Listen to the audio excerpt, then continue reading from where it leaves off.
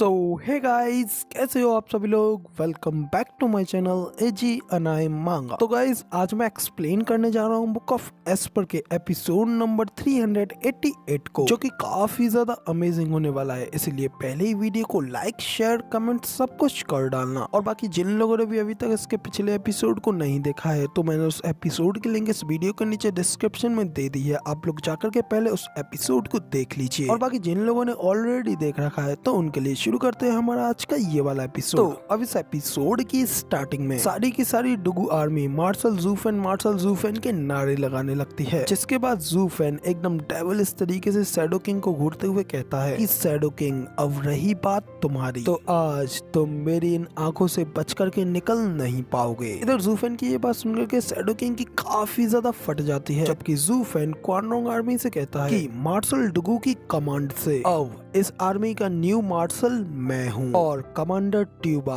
अब से आपका फ्यूचर रिवेलियन मैं हूँ, इसलिए मुझसे बढ़ते हुए काफी ज्यादा सावधानियां बरतना। तो अब ज़ूफेन की ये बात सुनने के बाद कमांडर ट्यूबा भी कहता है कि तुम्हारी ये कहने की हिम्मत भी कैसी हुई। मैंने तुम्हारे इस टियान्यू में हमेशा से सिर्फ एक की ही रेस्पेक्ट की है, और वो सिर्फ मार्शल डुगू ही था। तो आखिर उसकी जगह पर तुम जैसा एक छोटा सा लड़का मेरा क्या कर सकता है। तो कमांडर ट्यूबा के इतना कहते ही स्लॉटर वुल्फ भी कहता है, हाँ, अगर तुम्हें हमारे कमांडर से फाइट लड़नी है, तो सबसे पहले तुम्हें मेरा सामना करना होगा और मुझे इस फाइट में हराना होगा। तो अब इधर दूसरी ओर कमांडर ट्यूबा और स्लॉटर वुल्फ की ये सारी बातें सुनने के बाद शैडो किंग भी थोड़ा परेशान होते हुए अपने मन में कहता है, ये मूर्ख पागल लोग इस नर्क के स्कैमर को कुछ ज्यादा ही हल्के में ले रहे हैं। ये इस ज़ूफेन को एक मामूली सी बॉडी के अलावा कुछ नहीं समझ रहे हैं। लेकिन इन पागल लोगों को अभी कहाँ पता है ये लोग अब इस समय जिसका सामना कर रहे हैं, उसका अस्तित्व डुगू जेंटियान से भी कहीं गुना ज्यादा खतरनाक है। तो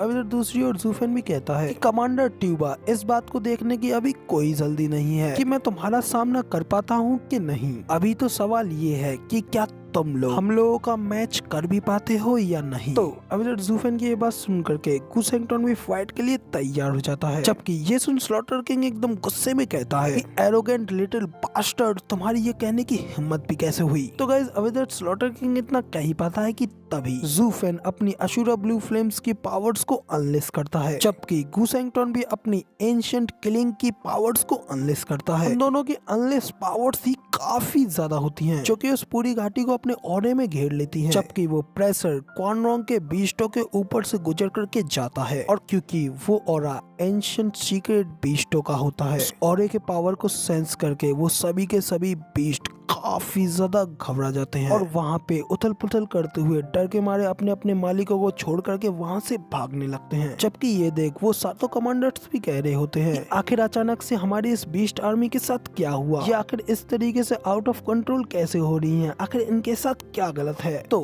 अब जब सारी की सारी बीस्ट आर्मी वहाँ से डर के भाग जाती है, तभी ज़ूफेन अपने लोगों से कहता है कि जल्दी से मार्शल की बॉडी को उठा लो, क्योंकि हम लोग अब इनके ऊपर हमला करने जा रहे हैं। तो अब ज़ूफेन के इतना कहते ही सभी लोग बड़ी तेजी से क्वान रोंग के ऊपर हमला करने के लिए आगे बढ़ जाते हैं, जबकि दूसरी ओर कमांडर ट्यूबा ये देखता ही रह जाता है कि उसकी सारी की सारी बीस्ट आर्मी डर के मारे वहाँ से भाग रही है। और सिर्फ इतना ही नहीं, उसका खुद का पर्सनल बीस्ट भी, वो भी वहाँ से ज़ूफेन और गुसेंगटन के प्रेशर की वजह से कमांडर ट्यूबा के हाथों से बच करके निकलने की कोशिश कर रहा होता है, जो देख कमांडर ट्यूबा भी काफी ज्यादा हैरान हो जाता है, और जल्दी से अपने बीस्ट के ऊपर से उतर करके अपने उस बीस्ट को वहीं पे पकड़ करके ढेर कर देता है, और कहता है, व्हाट द हेल, आखिर यहाँ पे ये सब क्या चल रहा है। तो शैडो किंग ज़ूफेन और गुसेंगटन की ओर इशारा करते हुए कहता है, कमांडर ट्यूबा, इन सब का कारण वो दोनों लोग ही हैं, इसलिए अभी के अभी जल्द से जल्द उन लोगों को मार डालो, तभी आपके ये बीस्ट शांत होंगे और आपके काबू में आ पाएंगे। तो अब शैडो किंग की ये बात सुन कमांडर ट्यूबा स्लॉटर वुल्फ को कमांड देते हुए कहता है, स्लॉटर वुल्फ, अभी के अभी अपने लोगों को लो और जल्द से जल्द उन दोनों लोगों को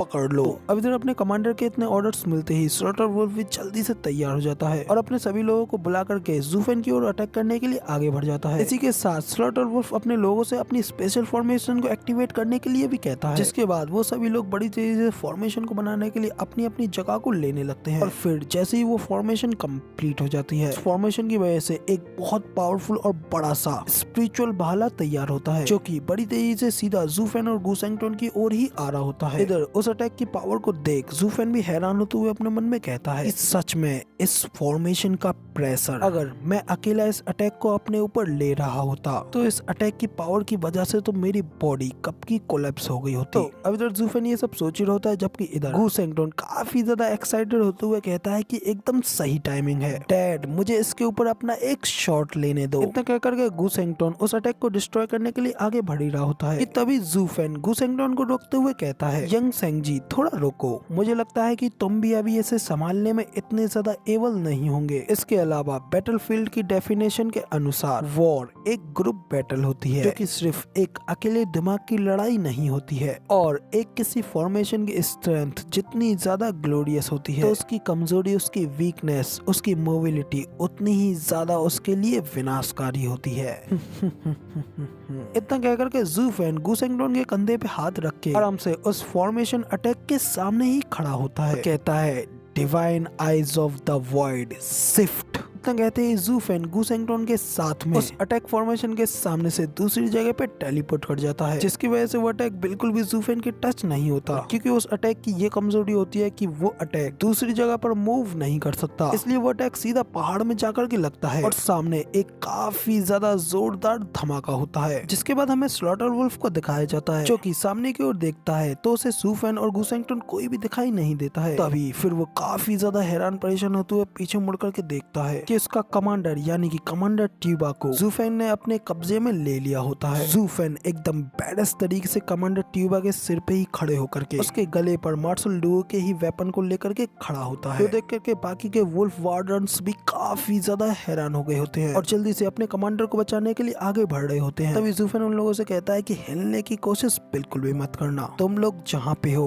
वहीं के वहीं खड़े रहो। इतना कहने के बाद फिर ज़ूफेन कमांडर ट्यूबा से कहता है कि कमांडर ट्यूबा, मैं तुम्हें वहीं ले आया हूँ जहाँ मैं तुम्हें ले जाना चाहता था, और अब तुम्हारी ये किस्मत मेरे हाथों में है। तो ठीक है, अब बताओ मुझे, क्या ये नया मार्शल तुम्हारे सारे अटेंशन को अपनी ओर खींचने के योग्य है? तो अब इधर ये सुन कमांडर ट्यूबा भी कहता है, सचमुच यंग लोगों ने ओल्ड लोगों को सरपास कर दिया है। मैं आज तक के अपने पूरे जीवन में कभी भी किसी के भी हाथों से नहीं हारा, लेकिन हालांकि हमारी इस पहली मुलाकात में ही मैं तुम्हारे हाथों हार गया। सचमुच डुगू जेंटियान को ये जान करके काफी आराम मिलेगा, अब डुगू आर्मी एक काफी अच्छे हाथों में है। तो अब इधर कमांडर ट्यूबा की ये बात सुन ज़ूफेन भी एकदम बैडस तरीके से हंसते हुए कहता है, मैं भी काफी ज्यादा प्रभावित हूँ। मैंने भी कमांडर ट्यूबा और मार्शल के अपने एज के गॉड ऑफ वॉर होने के बारे में सुना है, और मैं खुद तुमसे मिलने के लिए काफी ज्यादा एक्साइटेड था, लेकिन तुम इतनी आसानी से इसके झांसे में कैसे आ गए, जबकि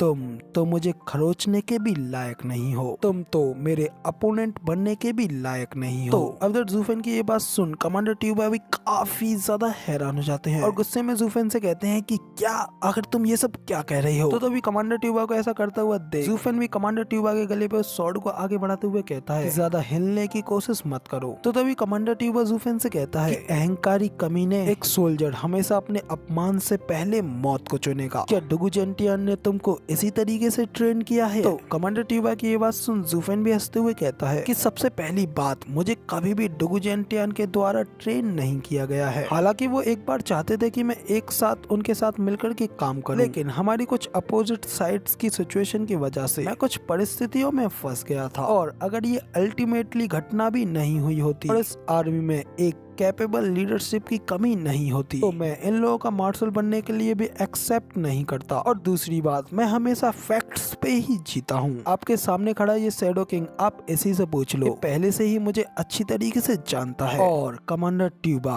अगर तुम मेरे कोई बड़े दुश्मन होते तो मैं कब का बिना किसी हिचकिचाहट के तुम्हारे सिर को काट चुका होता, लेकिन इतना कहकर के ज़ूफेन कमांडर ट्यूबा को जिंदा छोड़ करके वहीं से टेलीपोर्ट कर जाता है और ऊपर आसमान में पहुंचने के बाद उससे कहता है कि कमांडर ट्यूबा, तुम मेरे हाथों से मरना डिजर्व नहीं करते हो। तो गाइस, अब इधर ज़ूफेन कमांडर ट्यूबा से इतना कह ही पाता है कि तभी इसी के साथ हमारा आज का ये वाला एपिसोड पूरी तरीके से कंप्लीट हो जाता है। और अब इसका अगला एपिसोड आप लोगों को कल देखने को मिलेगा, जिसमें कि हम देखेंगे कि आगे क्या होने वाला है। क्या सचमुच ज़ूफ एंड कमांडर ट्यूबा को छोड़ करके जाने वाला है? इन सब चीजों के सवाल तो कल ही मिलेंगे। फिलहाल ये वीडियो तो हो गई है यहाँ पे कंप्लीट। और फिलहाल वीडियो पसंद आई हो तो यार एक लाइक कर देना, साथ ही कमेंट करके जरूर बताना कि आपको हमारा ये वाला वीडियो का एक्सप्लेनेशन कैसा लगा। और चैनल पे नए हो और ऐसी ही अमेजिंग वीडियोस को देखना चाहते हो तो इस चैनल को सब्सक्राइब करना बिल्कुल भी मत भूलना। बाकी मिलते हैं अगली वीडियो में, तब तक के लिए शुक्रिया।